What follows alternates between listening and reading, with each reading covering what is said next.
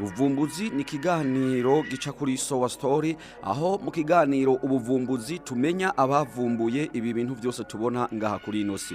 Wobuzi abavumbuye imodokari bakayikora ku ncuro ya mbere, wobuzi abakoze amato, abakoze indege, amasatellite, ibikoresho by'intambara ndetse n'ibikoresho twifashisha mu buzima bwa misi yose. Wobuzi abavumbuye ikoranabuhanga, wobuzi imyaka n'amatariki babikoreyeko ndetse n'ibihugu bakomokamwo. Woba uzi uruhara rw'abanyafrika mu birabana n'ubuvumbuzi. Waruzi ko abanyafrika bavumbuye ibintu byinshi bigiye bitandukanye. Abataragira subscribe kuri Sowa story, tubasabe mugire subscribe na cane mukomeze gukurikirana ibiganiro bica kuri Sowa story, harimwo n'ikiganiro ubuvumbuzi. Uyu munsi tugiye kuraba ku vyavumbuwe, ku vyakozwe n'abarundi. Abakoroni ba mbere baje mu gihugu c'u Burundi hari mu mwaka w'igihumbi 1890, bakaba bari abadagi. Ico gihe imbere yuko abadagi bashika mu gihugu c'u Burundi, basanze abarundi hariho ibintu vyinshi cyane bashoboye kuvumbura, bashoboye kwigeza ko barabikora ata muntu numwe abibigishije mu bazungu canke se mu banyaburayi mu burengerazuba bw'isi muri rusangi. Ivyo bintu abarundi bari barabikoze bayimaranye imyaka myinshi, babikora babikoresheje ubumenyi bwabo n'ubuhinga bwabo ntagereranwa, ata numwe yabibigishije. Uyu munsi rero tukaba tugiye kuraba muri ivyo abarundi bavumbuye ibigera kuri 5 byashoboye kuvumburwa n'abarundi, ata muntu numwe arigera abibigisha canke se ngo abibereke, bonyene baravyivumburira kandi barabikora.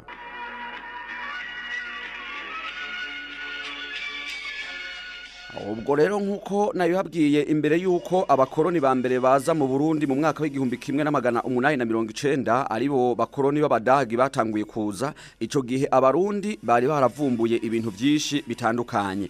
Akarorero, umurundi yitwa Gatanazi yavumbuye yuko hariho amabuye ashobora gucugwamwo amasuka, imihoro, imbugita ndetse agacuramwo impindu n'ibindi bintu bigiye bitandukanye. Ni mu gihe uyu munsi bitewe nuko ubwo bumenyi bwazimanganijwe nabo bakoroni nyene bakabuza abarundi kubandanya babicura, uyu munsi bigaragara yuko umenga abarundi ntavyo bashoboye gukora. Mugabo imbere yuko abazungu baza mu Burundi, abarundi baricurira amasuka badakoresheje ivyuma vy'ibisigarira ku vyakozwe n'abazungu, ahubwo bakabikora abarundi bonyene ubwabo bakoresheje amabuye bonyene bicaguriye mu yandi mabuye, bakamenya ati iribuye iri rirafise akamaro, umuntu yoshobora kuricanira mu buryo ubu nubu, agashiramwo n'ibindi bintu ibi nibi, maze iribuye rikoroha, umuntu akarikubita akarihonda, maze agashobora kuricuramwo isuka, imbugita, imihoro ndetse impindu n'ibindi bikoresho vy'ivyuma byashobora kwifashishwa nk'amashoka n'ibindi. Ubwo rero ivyo imbere yuko abadagi baza mu Burundi, abarundi iyo technology bakaba bari barayigeze ko kera, aho abarundi bacura amasuka ndetse ayo masuka bakanayifashisha mu kuyakwa abageni nk'ibikoresho bidasanzwe by'ikoranabuhanga ry'abarundi bari bagezwemwo ico gihe. Ivyo rero abadagi bakabinjiye mu Burundi mu mwaka w'igihumbi 1890, ivyo basanga abarundi baragize gute, baravyigejejeko. Ubwo rero iyo umutama yaba arimwo aracura, no kuvuga ko yacura ari kumwe n'umwana wiwe, bigatuma umwana wiwe nawe amenya gucura. Ubwo rero ivyo nivyo abakoroni batashimye yuko ubwo bumenyi bwo bandanya, kubera ko iyo biza kubandanya uyu munsi abarundi babacura ibintu byinshi cyane gose ndetse bidasanzwe bihambaye ku rwego ntagereranwa. Ubwo rero ubwo bukaba bumwe mu bamenyi abarundi bari basanzwe bafise.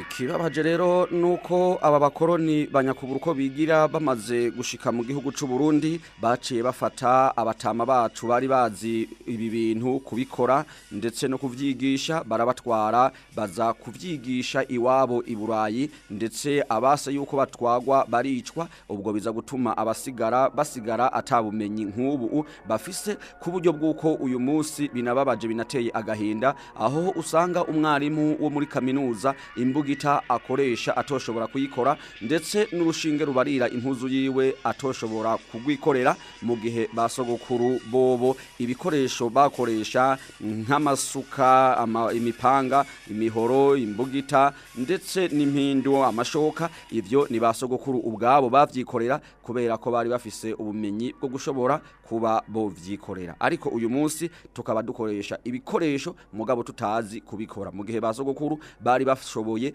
kwikorera ibikoresho no kubikoresha ariko rero ikindi kibabaje nuko abakoresha ivyakozwe tutazi kubikora nitwe twifata nk'incabwenge gusumba abakoresha ivyo bikoreye kandi bagashobora no kubikoresha twebwe tukibona nk'incabwenge gusumba abakurambere ntabwo ari byo.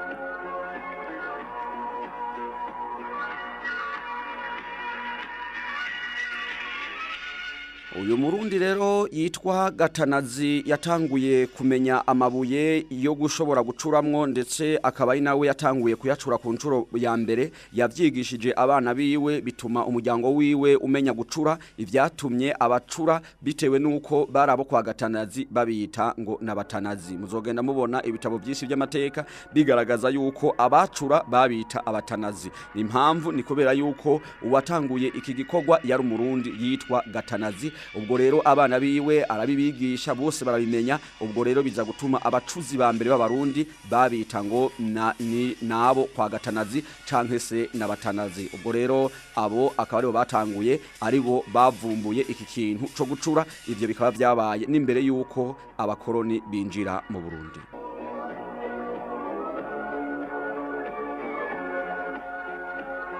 Ubwo rero ikindi kigira kabiri cavumbuwe n'abarundi nuko umurundi yitwa Ndosho yavumbuye umuriro ku ncuro ya mbere mu gihe abakoroni binjiye mu Burundi basanga abarundi ducana dufise umuriro uwo muriro ukaba wavumbuwe n'umurundi yitwa Ndosho uwo Ndosho akaba yavumbuye umuriro biciye mu guhuza amabuye abiri ukanyereza rimwe kurindi bikavyara urubeya bikarangira umuriro ugize gute ubonetse ubwo rero imbere yuko abakoroni baza mu gihugu c'u Burundi abarundi bakaba basanzwe bafise umuriro bonyene bicaniye bonyene birondereye biciye mu guhuza amabuye bakayakoranyako bakayanyereza maze ubwo rero bikavyara urubeya umuriro ukaboneka ubwo rero abakoroni bakaba baje basanga iyi teknoloji yo kuvyaza amabuye umuriro abarundi bayifise ariko rero ikibabaje n'ubu bumenyi nabwonyene bwarazimanganijwe ku buryo bw'uko hariho abarundi benshi batazi yuko ibi bintu no kubaho bibaho kushobora guhuza amabuye ukanyereza hanyuma bikavyara umuriro ivyo rero bigatuma abantu bamwe bifata bibona nkuko umenga abanyafrika nta bwenge dufise canke se ntidushoboye kuvumbura mu gihe basogokuru bivumburiye umuriro atawundi muntu numwe yawubahaye atawundi muntu numwe yawubazaniye ntabwo umuriro wazanwe abazungu baje basanga basogokuru bacana bateka bakotsa bagaturira ibintu bakeneye guturira umuriro batawuzaniwe n'abazungu basogokuru bonyene ubwabo aribo birondereye aribo bivumburiye umuriro ubwo rero mu Burundi uwitwa Ndosho akaba ariwe yavumbuye umuriro mu gukoranyako amabuye kibabaje rero nuko n'ubu bumenyi nabwonyene uyu munsi abigira yuko twize dufise ubumenyi gusumba basogokuru uwofata umuriro twese dufise akawuzimya agafata ibibiriti dutunze mu mazu navyonyene akabitwaka akabita maze agacavuga ati nimwironderere umuriro uyu munsi abavuga ko twize dufise amashuri menshi ntago twoshobora gucana umuriro mugabo basogokuru bobo bari bashoboye kwikorera umuriro bivumburiye bonyene ubwabo atawundi muntu numwe avuye i Burayi ngo abazanire uwo muriro.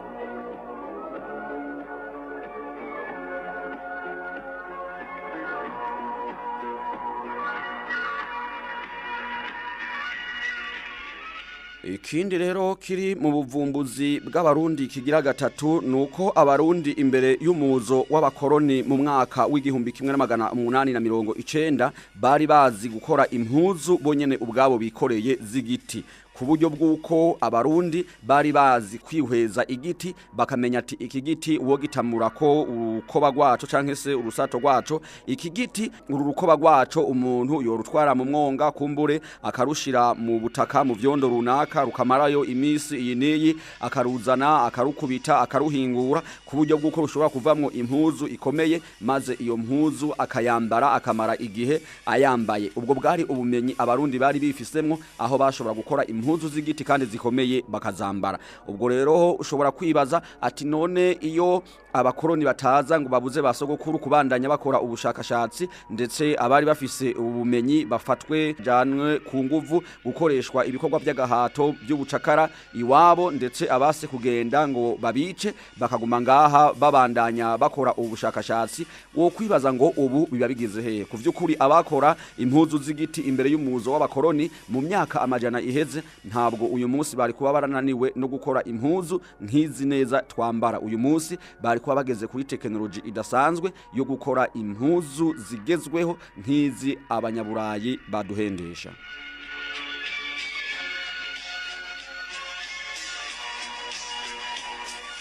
Ikibabaje rero aba bakoroni nyene nibo batwaye ubumenyi bwa basogokuruza batwigisha ibindi bintu by'ubujuju bidasobanutse ku buryo bw'uko uyu munsi professeur mu mpuzu yambara nubwo koba agasengere ko munsi canke se agacupi canke se iyo bita nk'agakareso ntabwo yoshobora kuyikorera idakozwe n'umuzungu. Ikibazo rero woca wibaza uyu mu professeur yibona ko afise ubumenyi gusumba basogokuruza bambara impuzu bikoreye mugabo we akambara impuzu akorewe woca wibaza ngo incabwenge ninde hagati ya professeur w'uyu munsi ndetse n'umutama w'umukurambere yibera ku gatumba yikorera impuzu yiwe y'igiti agateka mw'isapuriya yikoreye agacanisha umuriro yikoreye ndetse agahwatisha ibijumbu canke se akabagisha inyama imbugita yikoreye mu gusenya inkwi akazitemesha umuhoro yikoreye mu gutema igiti cukubaka akagitemesha ishoka wenyine ubwiwe yicuriye woca wibaza ngo uwo n'uwiyita incabwenge uyu munsi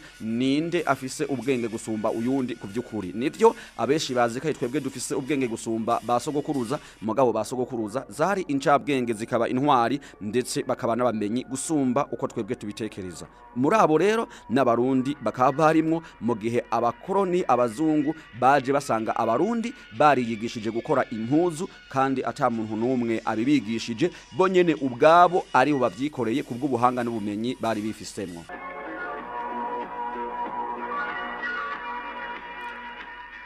Ikigira kane mu bintu byavumbuwe n'abarundi nuko umurundi yitwa Gisindu. Uyu murundi yitwa Gisindu niwe yavumbuye ubumara bashira ku mwampi maze ico barashe uwo mwampi kubera ko urimwo ubumara kigaca gipfa maze uwo mwampi bawurasa nko ku inzu igaca yaka maze uwo mwampi bawurasa nko ku giti igiti kigahenuka kikaka kubera yuko bakirashe umwampi kandi umwampi urimwo ubumara. Ivyo rero bikaba byavumbuwe n'umurundi yitwa Gisindu niwe yavumbuye kandi yuko umwampi ushobora kuwambika amoya maze uwo mwampi wabambika amoya canke se ibimeze nk'amababa bigatuma uwo mwampi uguruka ukagera kure gusumba aho wari kugira gute aho wari kugwa. Ubwo rero nubwo bukaba ari ubumenyi abarundi bari basanganwe imbere yuko abazungu baza ngo hagire ikintu ico cose bo kwigisha. Ivyo abarundi bakaba bari barabivumbuye abarundi bakaba bari baravumbuye yuko ubumara bubaho ushobora kuburasha ku kintu naho coba igikoko gikaze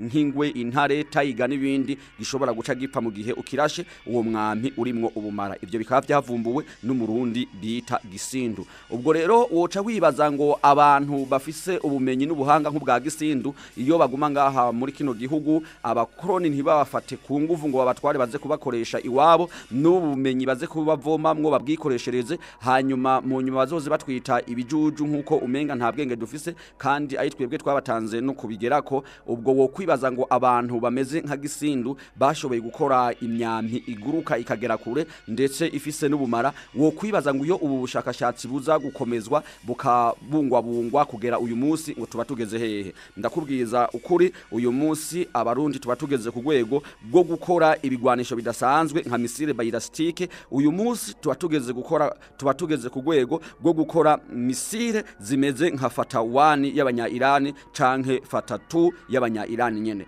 Uyu munsi tuba tugeze ku rwego gukora nka misile ballistique orange y'abanyarusiya uyu munsi tuba tugeze ku rwego kuyikora. Iyo abantu bameze nka Gisindu bakomeza kubaho mu gihugu c'u Burundi, uyu munsi tuba dukora drone kabutindi zikaze zimeze nka drone Bayrastike TB2 y'abanyaturikiya. Uyu munsi tuba tugeze ku rwego rwo gukora drone nka Shahide na Kamikazi. Iyo ubu bumenyi bukomezwa kubungwabungwa maze bagashaka buhake abakoroni ntibagire gute ntibatwambure ubumenyi bwacu, ndetse bakanatwigisha yuko turi bijuju atabwenge dufise, kugira ngo ntidukomeze kwiyumvira ibindi bintu twovumbura twokora byoza kugirira akamaro igihugu cacu n'umugabane wacu wa Afrika muri rusangi.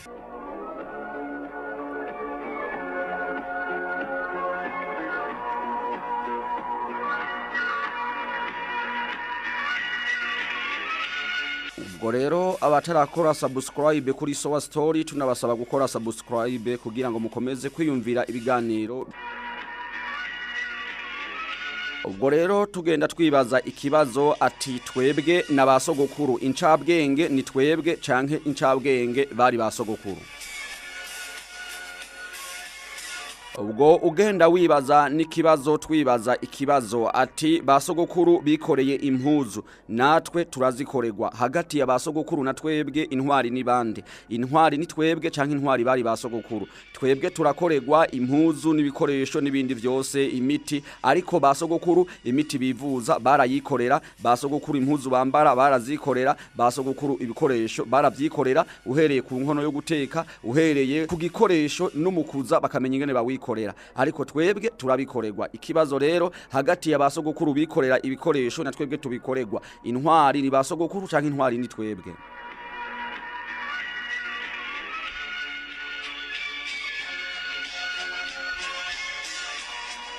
Ubwo rero mu bindi basogokuru bavumbuye nuko bashoboye kuvumbura imiti yifashishwa mu gihe haje ingwara runaka, nko mu gihe basogokuru uwaribwa n'inzoka bari bazi ibibabi n'imiti by'ishamba bashobora kwaha banze bagasiga ku muntu yariwe n'inzoka maze ubumara bugaheramwo. Ivyo rero bakaba barabivumbuye barabigeza ku rwego rudasanzwe, aho bamenye yuko mu mirundi y'amaguru y'inka havamwo umuti ushobora kuvura ubumara bw'inzoka, aho babikoze bigera ku rwego rw'uko babikora bakakora uwo muti bakawita akabuye ngombozi. Aho kabuye ngombozi n'ubu kakaba kagikoreshwa na cane mu kwivura ubumara bw'inzoka n'ibindi bintu byose bikujya maze bikagusiga mw'ubumara. Ivyo rero abakoroni bakaba baje basanga abarundi iyo tekinoloji yo gukora akabuye ngombozi gakozwe mu mirundi y'amaguru y'inka, ivyo bakaba baje basanga abarundi barashoboye kuvyigeza ko abarundi babikora. Mugabo kimwe nuko abarundi bashoboye kwikorera umuti, uyu munsi hari ababona yuko abarundi atabintu bavumbuye. Wovuga ko atavyo bavumbuye gute? Baravumbuye imiti bashobora kwifashisha ku buryo bw'uko yabavura, bakamenya ko umubirizi uvura inyonko, ndetse uwo mubirizi bakamenya yuko ushobora kucangura mu bindi biti byinshi biri mw'ishamba, bakamenya ati uyu mubirizi urashobora kuvura inyonko kandi bakawifashisha kandi bagakira. Ubwo kuvuga yuko batavumbuye koba ari ukwibesha, ahubwo wo kwibaza ati iyo ubushakashatsi bwabo bubandanya uyu munsi baba bageze ku rwego uruhe. Ibi binini duhendeshwa nabo mu burengerazuba basogokuru nabo uyu munsi ubwo bumenyi bategeza kuba barabuherekanije, natwe tubufise dushoboye gukora ibinini nk'ibi bikorwa nabo mu burengerazuba bw'isi.